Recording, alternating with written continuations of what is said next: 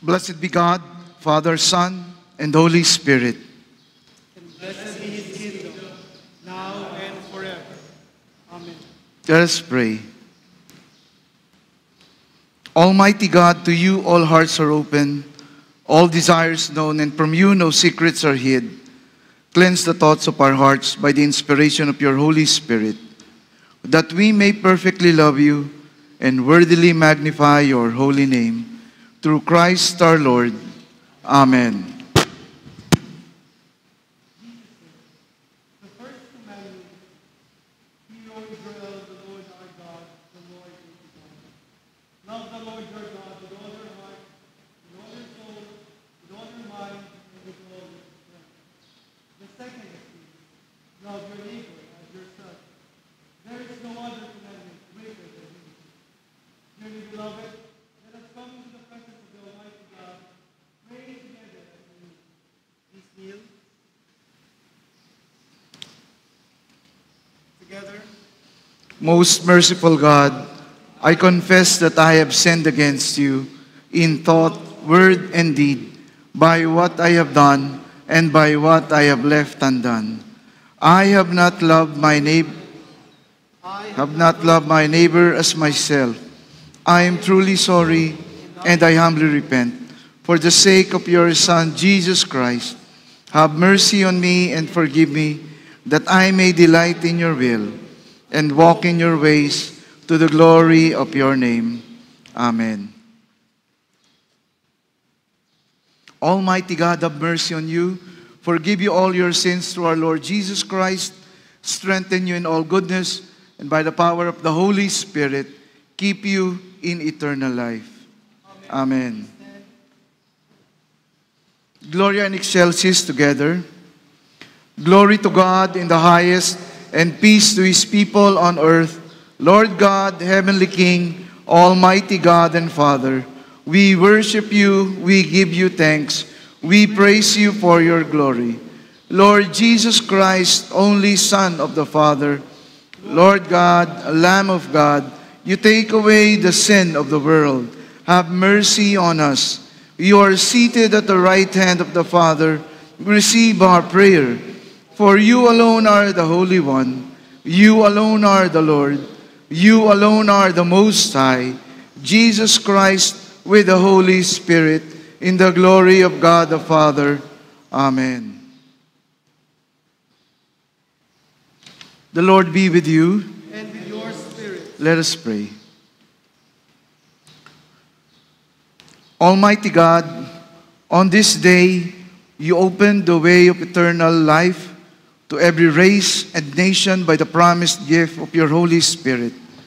Shed abroad this gift throughout the world by the preaching of the gospel, that it may reach to the ends of the earth.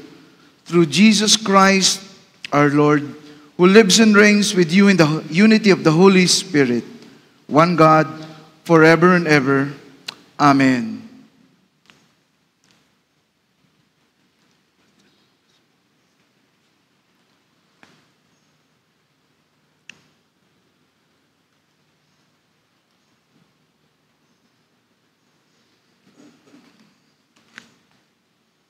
Please be seated. A proclamation of the Word of God from the book of Proverbs, chapter 4, beginning at verse 1.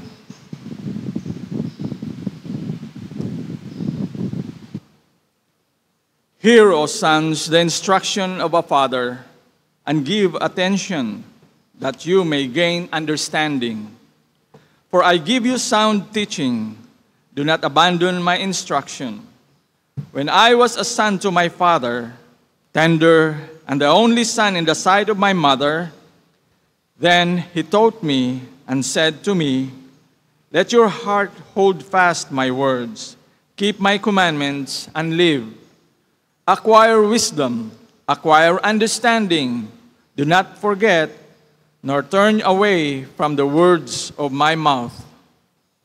Do not forsake her, and she will guard you. Love her, and she will watch over you. The beginning of wisdom is acquire wisdom, and with all your acquiring, get understanding. Prize her, and she will exalt you. She will honor you if you embrace her. She will place on your head a garland of grace. She will present you with a crown of beauty. Hear, my son, and accept my sayings, and the years of your life will be many. I have directed you in the way of wisdom. I have led you in upright paths. When you walk, your steps will not be impeded, and if you run, you will not stumble. Take hold of instruction. Do not let go. Guard her, for she is your life. Do not enter the path of the wicked, and do not proceed in the way of evil men. Avoid it. Do not pass by it.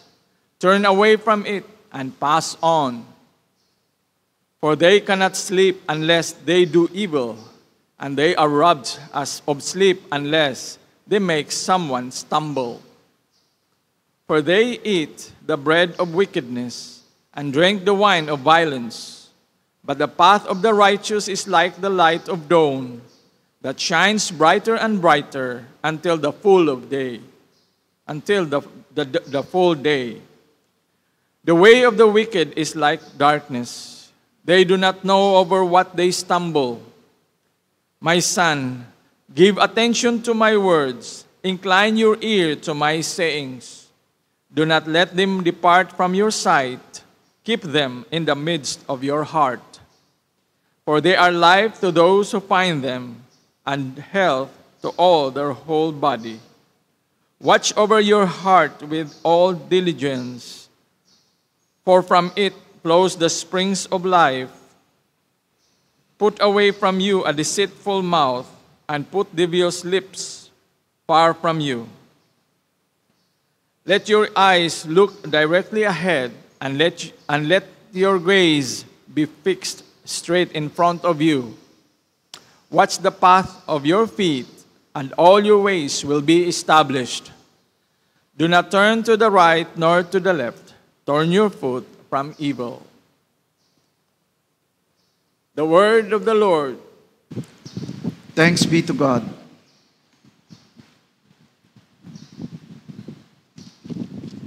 Please stand for the responsorial psalm, which are Psalm 5 and Psalm 6. Psalm 5. Give ear to my words, O Lord. Consider my groaning. Heed the sound of my cry for help, my King and my God. For to you I pray. In the morning, O Lord, you hear my voice. In the morning, I will order my prayer to you and eagerly watch. For you are not a God who takes pleasure in wickedness. No evil dwells with you. The boastful shall not stand before your eyes. You hate all who do iniquity. You destroy those who speak falsehood. The Lord abhors the man of bloodshed and deceit. But as for me, by your abundant loving kindness, I will enter your house. At your holy temple, I will bow in reverence for you. O Lord, lead me in your righteousness because of my foes.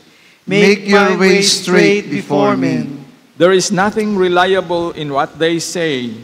Their inward part is destruction itself. Their throat is an open grave. They flatter with their tongue. Hold them guilty, O God.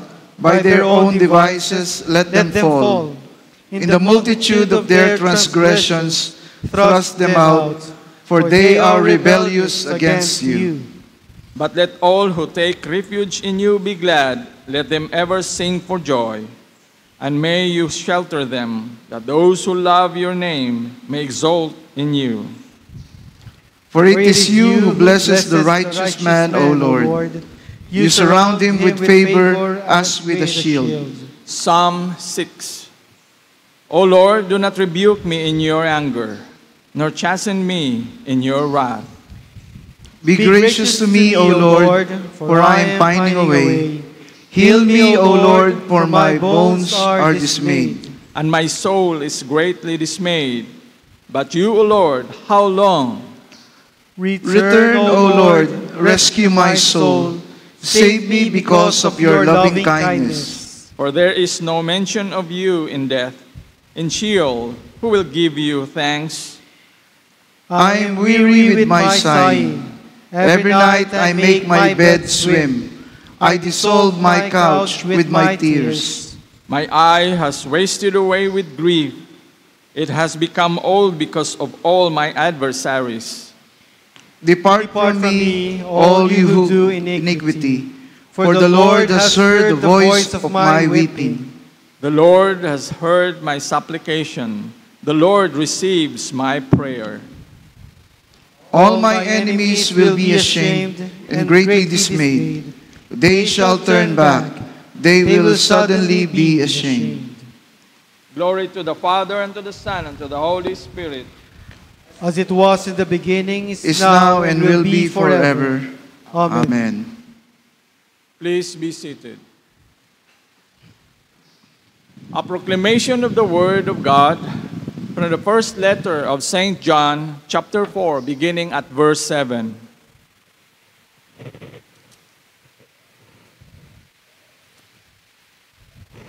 Beloved, let us love one another, for love is from God, and everyone who loves is born of God, and God knows God. The one who does not love does not know God, for God is love.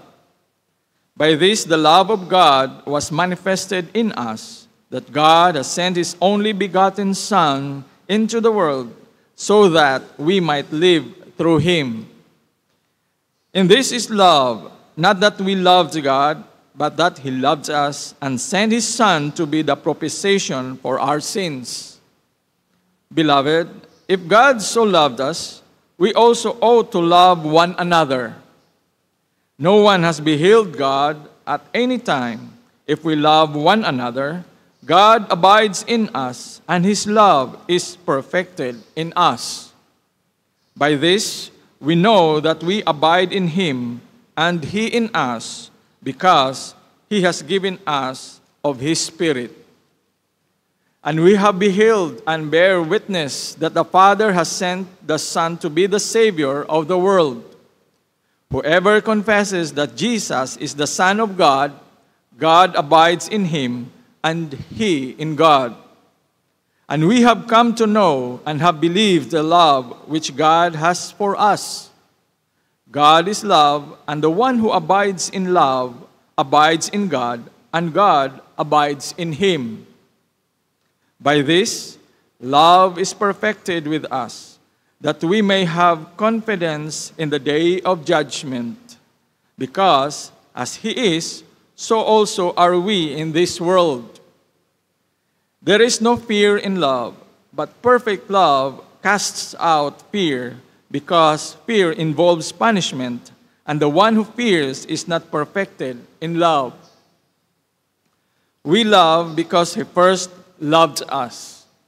If someone says, I love God, and hates his brother, he is a liar. For the one who does not love his brother whom he has seen cannot love God whom he has not seen. And this commandment we have from him, that the one who loves God should love his brother also. The word of the Lord.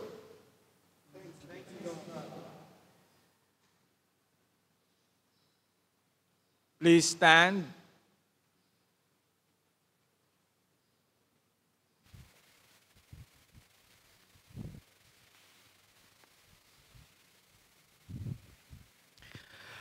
The Lord be with you. May the Lord be on our minds, our lips, and our hearts as we hear his holy gospel. The Holy Gospel of our Lord Jesus Christ according to St. Matthew, chapter 11. We shall be reading from verses 7 to 15. As these men were going away, Jesus began to speak to the crowds about John. What did you go out into the wilderness to see? A reed shaken by the wind? But what did you go out to see? A man dressed in soft clothing. Those who wear soft clothing are in the king's palaces. But what did you come out to see? A prophet? Yes, I tell you, and one who is more than a prophet. This is the one about whom it is written, Behold, I send my messenger ahead of you, who will prepare your way before you. Truly I say to you, among those born of women, there has not arisen anyone greater than John the Baptist. Yet the one who is least in the kingdom of heaven is greater than he. From the days of John the Baptist until now, the kingdom of heaven suffers violence, and violent men take it by force. For all the prophets and the law prophesied until John. And if you are willing to accept it, John himself is Elijah who has to come. He who has ears to hear, let him hear.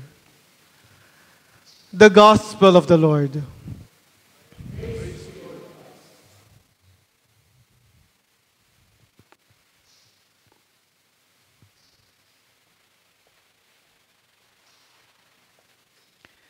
Please be seated.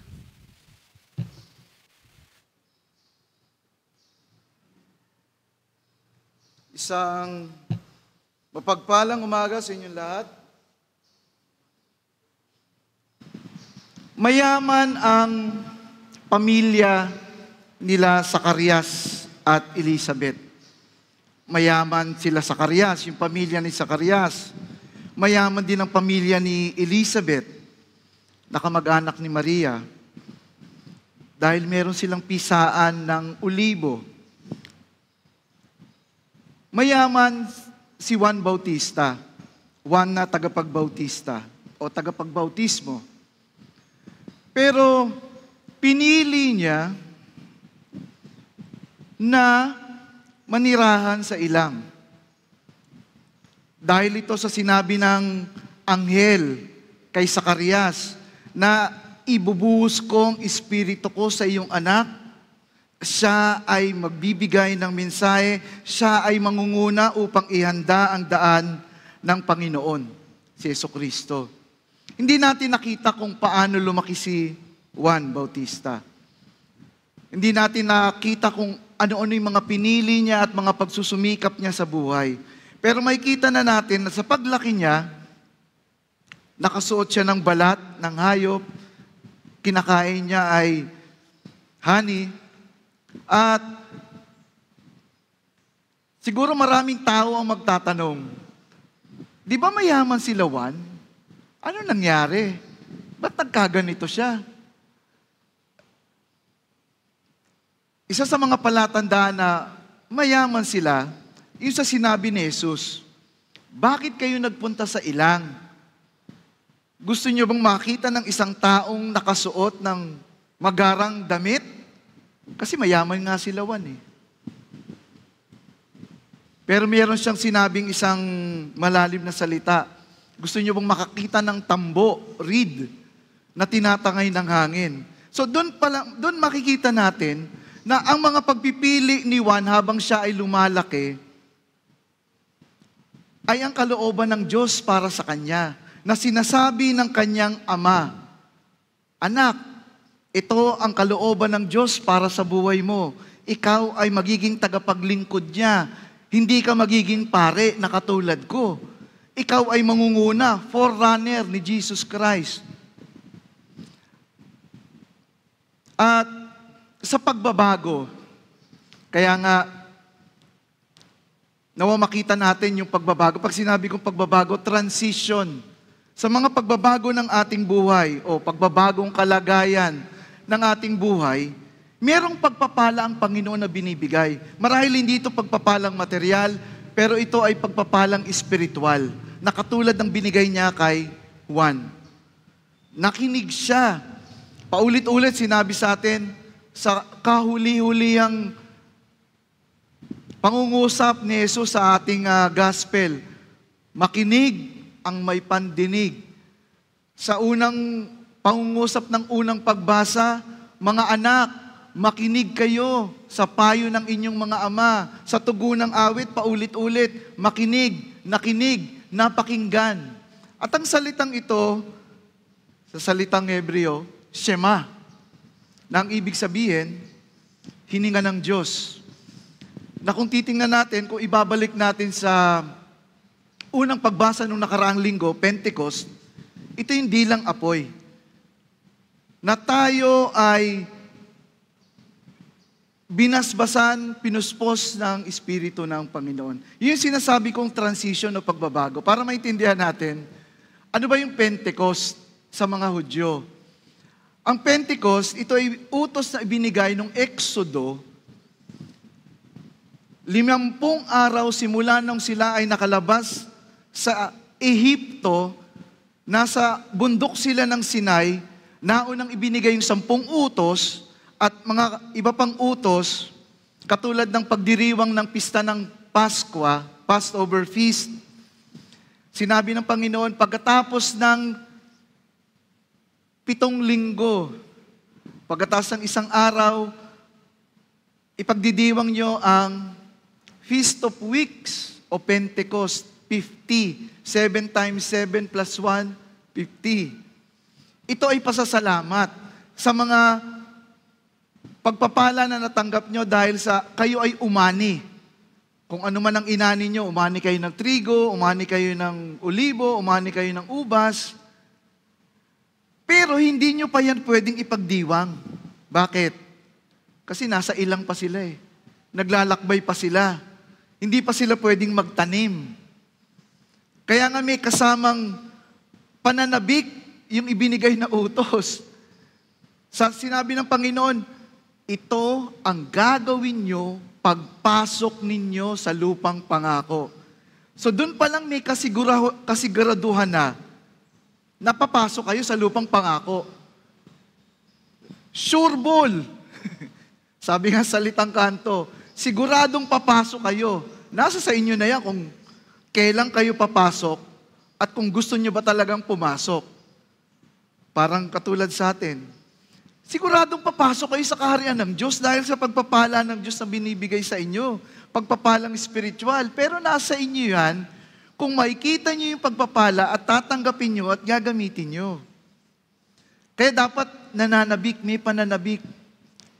Ang tanong, may pananabik ba tayo habang inihintay natin ang Pentecost o Pentecostes sa ating pagdiriwang?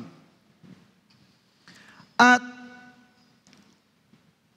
ito ay matatawag nating agricultural celebration.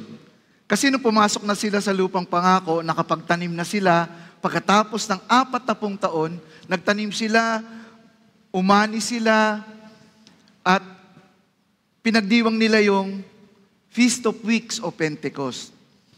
Pero ito ay binabago. Hindi tinatanggal, binabago yung kahulugan, binabago yung pananaw sa bagong tipan, yung ginawa ng ating Panginoon. Kaya nga makikita natin, isa sa mga makikita natin, nakatalaga ang mga gawa ng Panginoon. May tamang panahon siya. 3 araw, muli siyang nabuhay. Nasa Nicene Creed natin, hindi pwedeng 4 na araw. Hindi pwedeng sabihin ni Jesus, teka lang, bukas na ako mabubuhay kasi baka hindi pa handa eh. Kaya nga si Maria, kung babalikan natin yung Easter, lilinisin niya na sana yung bangkay ni Jesus, pero 3 araw na wala na siya doon. Kaya sabi niya, nakakita siya ng hardinero na nakala niyang hardinero. Asan ang Panginoon? Asan ang katawan? Hindi, siya ay muling nabuhay 3 araw. 40 araw, pagkatapos ng kanyang muling pagkabuhay, siya ay umakyat sa langit. Hindi niya pwedeng sabihin, teka lang, wala si Pedro. Late na naman. Pasensya na tayo, uugod-ugod na si Pedro, medyo matanda na. Antayin natin. Kung hanggang bukas wala pa, antayin natin. Hindi. 40 araw umakyat sa kalangitan. Bakit? Hindi tayo iniwan, hindi tayo inabandona. Ngunit may pangakong dala. Iiwan ko at ipadadala ko ang Espiritu Santo. Pentecost, 50 araw pagkatapos ng muling pagkabuhay, pinadala niya ang Espiritu. Ano ang binabago niya? Yung dating agricultural celebration na ang tao ay nagpapasalamat sa biyaya ng Diyos, nag-aalay siya. Ngayon, ang Pentecost, ibinubuhos ng Diyos ang pagpapala mula sa kalangitan. Sabi doon, ibubuhos ko sa lahat ng member ng CEC. Hindi. Ibubuhos ko sa lahat ng Roman Catholic. Hindi rin eh.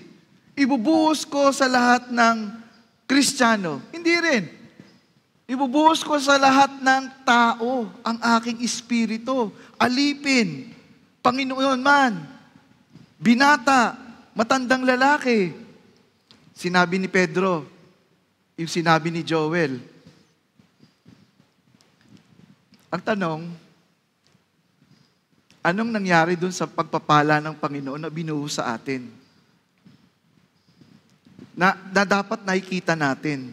Sa bawat pagbabago o sa bawat pagbabago ng yugto ng ating buhay, nawa makita natin yung pagbabago. Sabi natin, nung linggo, birthday ng simbahan. Tumanda ang simbahan ng 1 taon. Ano nangyari sa ating simbahan? Ano mga pagpapala na ating natanggap? Dahil nagiging kultura na natin sa ating buhay, na pag tayo ay tumatanda na, o lampas na tayo sa kalendaryo, hindi na natin binibigyan ng halaga yung birthday natin.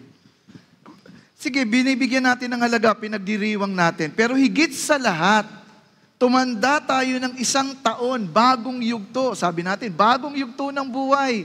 Ano ang nangyari? Ano yung mga pagpapala na nakita natin? Pagpapalang espiritual sa buhay natin. Isang simpleng transition sa buhay natin na hindi natin o pinagwawalang bahala natin. Yung pagbabago ng araw at gabi. Sinabi ng Diyos, matulog ka sa gabi. Magtrabaho ka sa araw. Binabaliktad natin eh. Kaya madalas ko itong sabihin sa mga kabataan, ang ginagawa natin, gising tayo sa gabi hanggang madaling araw. Kaya puyat tayo. Kaya pagdating ng linggo, tulog tayo kahit sa misa. Kaya yung mga pagpapala, hindi natin nakita. Sabi ko, simpleng kanta nga eh. Sinasabi yung pagpapala ng Diyos, paggising sa umaga, langit nakatawa sa batibot, di ba? Bakit nakatawa ang langit? Binibigyan ka ng pagpapala eh. Pero kung tulog ka, alas 7 na, mag-alas 7 na, yung iba sa atin, inaantok pa rin. Tulog pa rin, ang diwa, lumilipad ang diwa. Hindi natin nakikita yung pagpapala. Kinakanta pa nga natin, sinabi natin, pag-ibig ng Diyos ay di magmamaliw sa mga panagoy. Ang awa niya ay walang kapantay. Ito'y laging sariwa, bawat umaga. Kaya, pagsikat ng araw, sumasabog na yung biyaya ng Diyos sa atin. Pero nakikita kaya natin at ginagamit natin? May mga bagay na sa ating pagbabago, transition, nandun yung pagpapala ng Diyos. Halimbawa, ang pagpapala ay karunungan. Pwede nating tawaging pagpapala ang karunungan, ang kaalaman. Kaya nga, pag hindi mo tinapos ang elementary mo, hindi ka makakapasok ng high school. Pag hindi ka pumasok ng high school, hindi ka makakapag-college. Pero ngayon, sinasabi nila, kahit di ka nakapag-college, pwede ka magtrabaho. Tama naman. Pero, saan mararating yung trabaho mo? Yung pagpapala na dapat na natanggap mo nung elementary, kaalaman, pagpapalang kaalaman, hindi mo magagamit dahil hindi ka nag-high school, hindi mo magamit sa college. O sige, pagpalagay natin, magaling ka. Kasi yun ang sinasabi ng mga kabataan ngayon eh, kaya tumitigil sa pag-aaral eh. Father, hindi na ako mag-aaral, kaya ko magtrabaho. Sige, madiskarte ka. Wais ka. Magaling ka sa trabaho. O pagkatapos ng 10 taon, Kasi kahit hindi high school graduate, tinatanggap sa ibang call center. O sige, ipagpalagay natin, nagtrabaho ka ng 10 taon. Sabi ng supervisor mo, panahon na para i-promote ka. Pumunta ka sa HR, i-interviewin ka. Pumunta ka sa HR.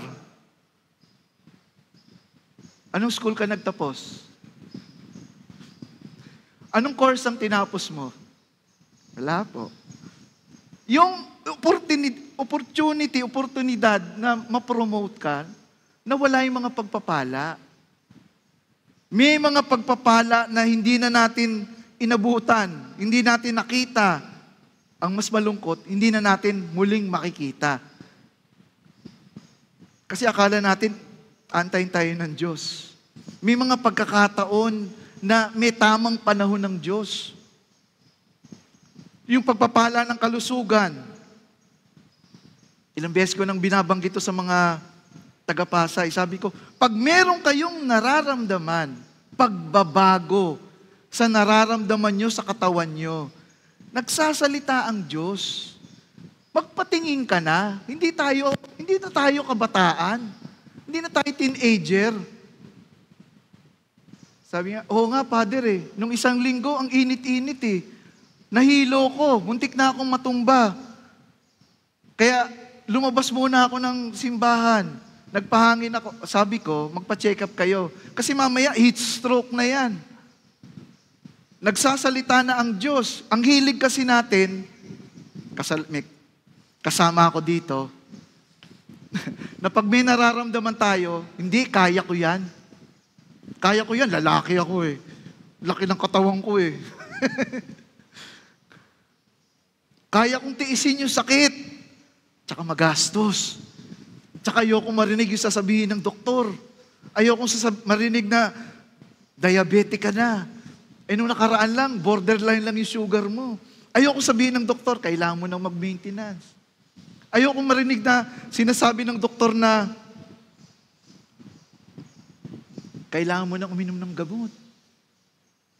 Natatakot tayo. Pero nandun na yung pagpapala ng Diyos sa mga pagbabago, transition sa ating buhay. So, nawa makita natin, yung transition, itong mga nakaraang pinagdiriwang natin, Pentecost, pagtatapos ng muling pagkabuhay, Easter. Easter Sunday, binigyan tayo ng bagong buhay. Yun yung ginawa kay Juan Hindi pa nga siya pinapanganak, binibigyan na siya ng bagong buhay Mag-iiba yung buhay mo. Pero nung Pentecost, binigyan tayo ng bagong espiritu. Dahil yun ang gagamitin natin. Kaya nga yung pangalawang pagbasa, wala akong makita. Dinudugtong, sinisegue, mas madali natin maintindihan yung segue. Sinisegue na tayo sa pag-ibig. Dahil sa linggo, Father, di ba sa linggo Trinity Sunday? Oo nga. Pero yung banal na Santatlo doon, yung Trinity Sunday, ang pinatutungkulan nun, pag-ibig. Yun yung malalim na kahulugan ng Santatlo, Trinity, na ang Diyos Ama, ang mangingibig, lover, sa Panginoong Hesukristo. At ang Panginoong Hesukristo, ang minamahal, beloved.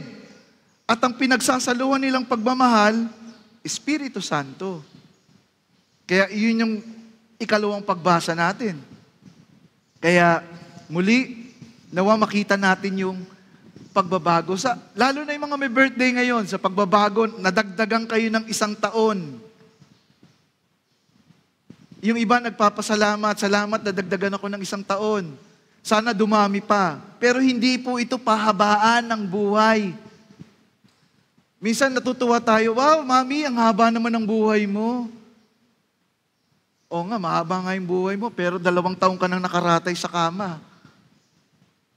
Minsan, meron akong pinuntahan ganong lola. Birthday niya rin. Sabi, mami, happy birthday. Anong wish mo? Nakaratay siya, may sakit siya.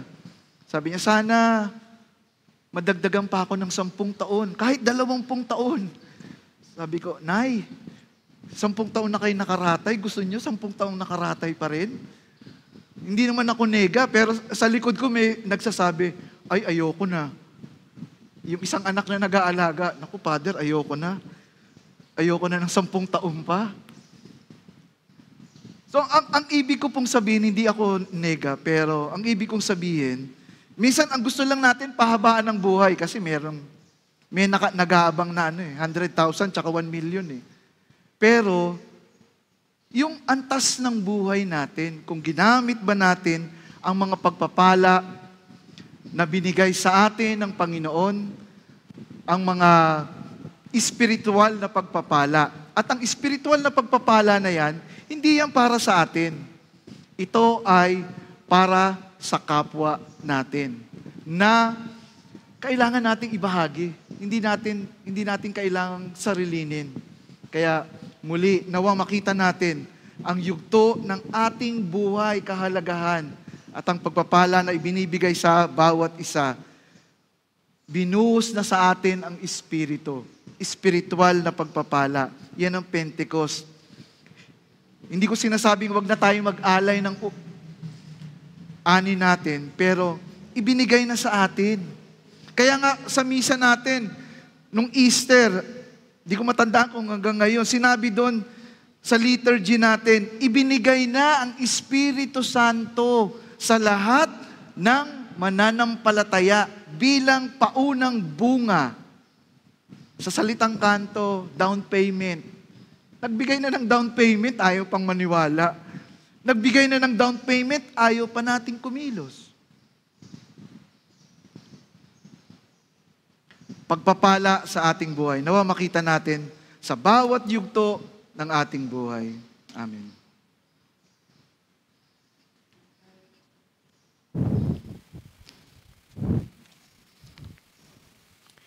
In unity, let us now profess the Apostles' Creed. Together, I believe in God, the Father Almighty, creator of heaven and earth. I believe in Jesus Christ, His only Son, our Lord. He was conceived by the power of the Holy Spirit and born of the Virgin Mary. He suffered under Pontius Pilate, was crucified, died, and was buried. He descended to the dead. On the third day He rose again. He ascended into heaven and is seated at the right hand of the Father. He will come again to judge the living and the dead. I believe in the Holy Spirit, the Holy Catholic Church, the communion of saints, the forgiveness of sins, the resurrection of the body, and the life everlasting. Amen. Let us pray for the whole state of Christ's Church and the world.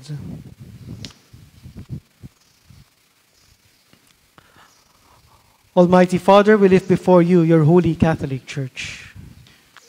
That you would lead us in truth, baptize us in love, and unite us in spirit. We pray for her leaders, especially Bishop Craig and Bishop Ariel. That they may with one voice minister your life to your people in the world. We lift before you the people of this community, this nation, and the world. That we may honor one another and serve the common good. We pray for our governmental leaders, especially President Marcos. That you would lead them in the ways of justice and peace. We lift before you all who suffer in body, mind, or spirit. That you would send your comfort and grace upon them. Father in heaven, we lift up to you our brothers and sisters, O Lord, who are in need of your healing. We pray for Gloria, Tess, Charmaine, Grace, Jose, Mitch, Kenneth, Merlin, Fe, Maria Loreto, Fer, Dennis, Antonio, Virgily, Marisa, Vic, Carrie, Marinel, Christine Ann and Lucas, Priscil, Nelia, Jay, Daphne, Levi, Edith, Maria Luz, Raquel, Rosalinda, Milagros, Elmer, Pilmar, Roy and Martel, Perry, Light, Desijem, Mark, Preseline, Feli, Recto, Sean Ross, Raquel, Thomas, Rodriguez, Gepaya family, Simeon, Baby, and Raymond. May mercy and grace be upon them, O God. Give to the departed eternal rest. Grant that we may share with them in your everlasting kingdom. Together, let us now lift up our corporate petition. Almighty God and King, our dwelling place in all generations, owner of the earth and all it contains, grant unto us our allotted inheritance, we pray, and the grace to build upon it facilities in which your people, being restored in your image and ever growing in love for you, might become a habitation of your presence and ministers of your life, to the glory of Jesus Christ our Lord, who lives and reigns together with you and the Holy Spirit, one God, now and forever. Amen. We thank you, Divine Father, that through Him who is indwelling within us, the work of Christ is now our own. And we, His body, perform His same works, and even greater, through Him who has returned to you and is seated at the right hand, even Jesus Christ our Lord. Amen. Amen. The peace of the Lord be always with you. And with your spirit. Let us offer one another sign of God's peace. Peace be with Peace you. with you. Peace. Peace with you, Father.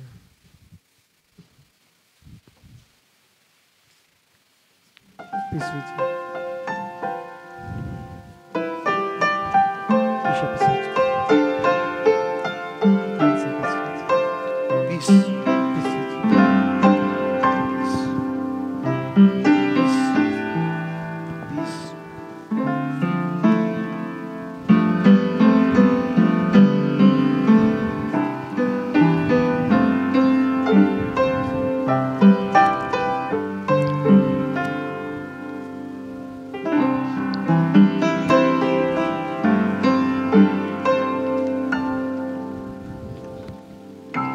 Let us offer to God the fruits of our labor.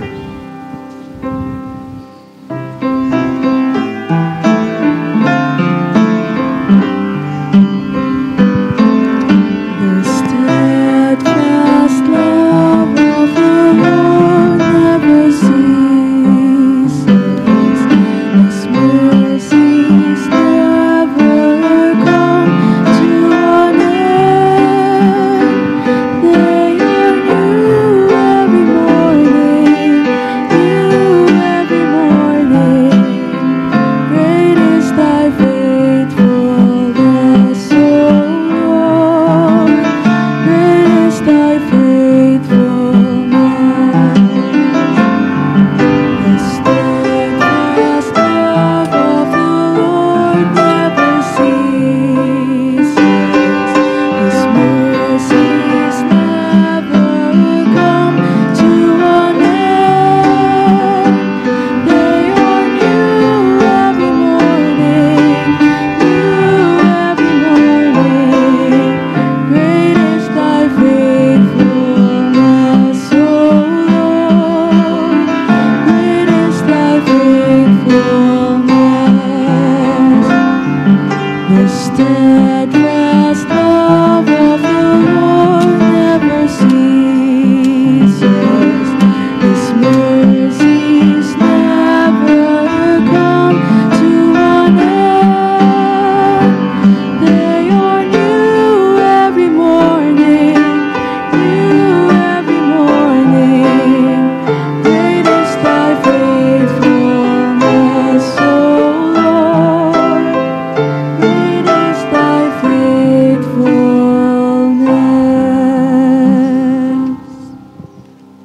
Now together, let us proclaim God's blessing upon our lives.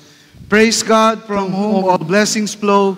Praise Him, all creatures here below. Praise Him above, ye heavenly hosts. Praise Father, Son. and Holy Ghost.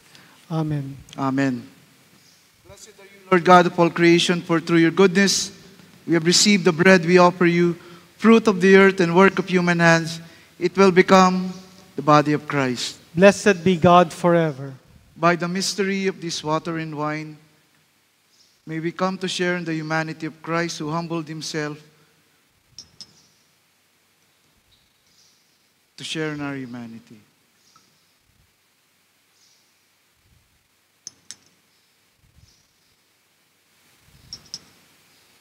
Blessed are you, Lord God of all creation, for through your goodness we have received the wine we offer you, fruit of the vine and work of human hands. It will become the blood of Christ. Blessed be God forever. Blessed are you, Lord God of all creation, for through your goodness we bring these offerings before you. They will be used in your church for the work you have set before us and the furthering of your kingdom.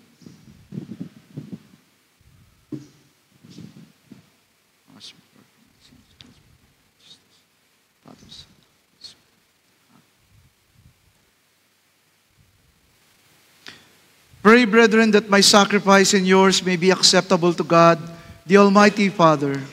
May the Lord accept the sacrifice at your hands for the praise and glory of his name, for our good and the good of all his holy church. Amen. Amen. The Lord be with you. And with your spirit, Lift up your hearts. we lift them up unto the Lord. Let us give thanks to the Lord our God. It is right to give him thanks and praise. Father, all-powerful and ever-living God, we do well always and everywhere to give you thanks through Jesus Christ our Lord. With love, we celebrate his death.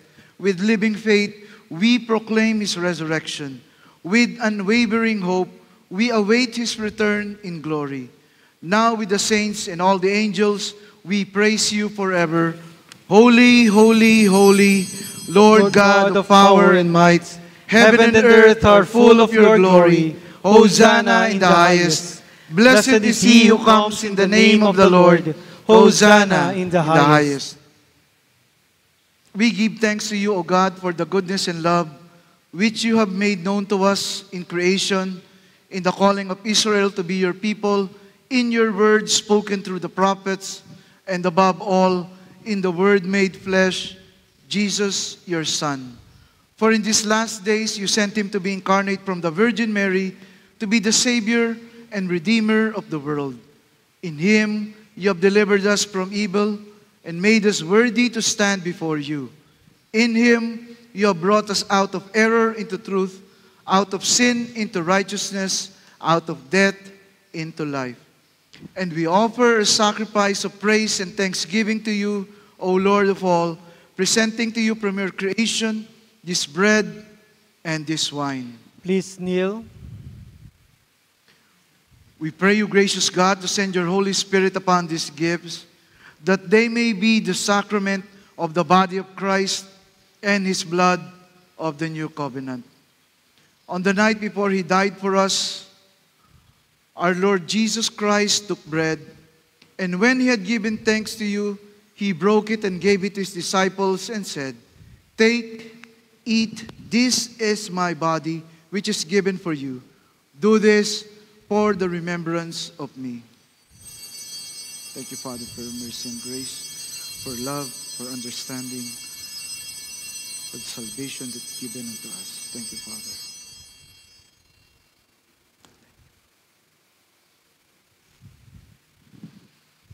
After supper, he took the cup of wine, and when he had given thanks, he gave it to them and said, "Drink this, all of you.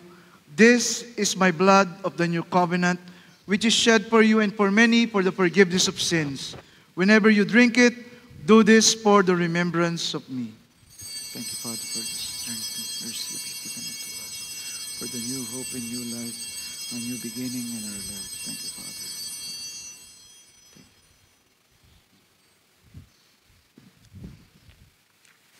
Please stand. Let us proclaim the mystery of faith. Christ has died, Christ is risen, Christ will come again. Unite us to your Son in his sacrifice, that we may be acceptable through him, being sanctified by the Holy Spirit. Remember your servants Craig, our patriarch, and Ariel, our bishop, all the clergy, and all your faithful people. In the fullness of time, put all things in subjection under your Christ, and bring us to that heavenly country, where with all your saints we may enter the everlasting heritage of your sons and daughters, through Jesus Christ our Lord, the firstborn of all creation, the head of the church, and the author of our salvation. By him, with him, and in him, in the unity of the Holy Spirit, all honor and glory is yours, Almighty Father, now and forever. Amen. Amen. And now, as our Savior Christ taught us, we are bold to pray. Our Father, who art in heaven, hallowed be thy name. Thy kingdom come, Thy will be done on earth as it is in heaven. Give us this day our daily bread, and forgive us our trespasses, as we forgive those who trespass against us. And lead us not into temptation, but deliver us from evil. For thine is the kingdom, and the power, and the glory, forever and ever. Amen.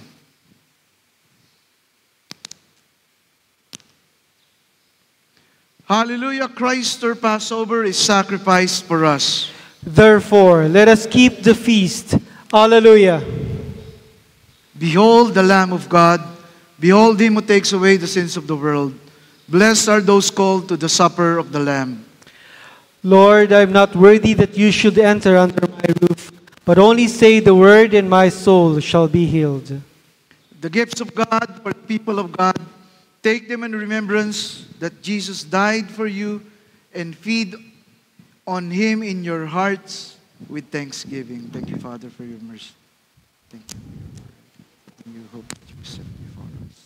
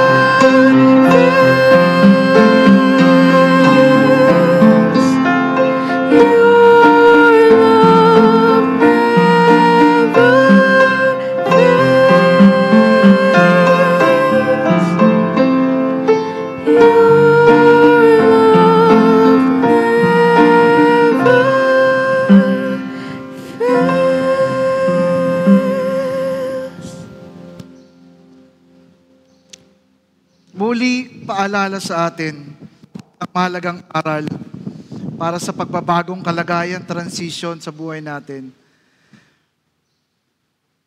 Huwag lang nating ituro kung paano yumaman sa mga anak natin. Mahalaga yon, turo natin.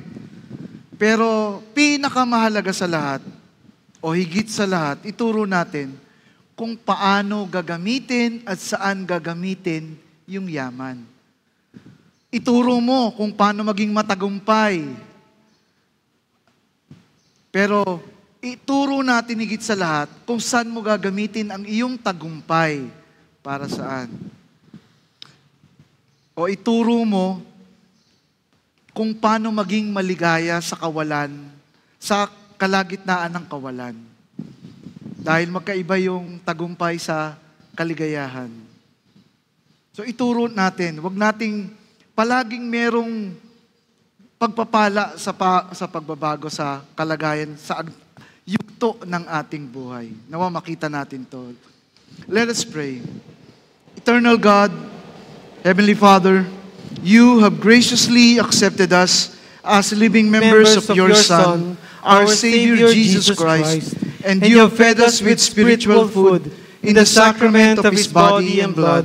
Send us now into the world in peace and grant us strength and courage to love and serve you with gladness and singleness of heart through Christ our Lord. Amen. The peace of God which passes all understanding, keep your hearts and minds in the knowledge and love of God and of His Son Jesus Christ our Lord. And the blessing of God Almighty, the Father, the Son, and the Holy Spirit be with you always. Amen. Amen.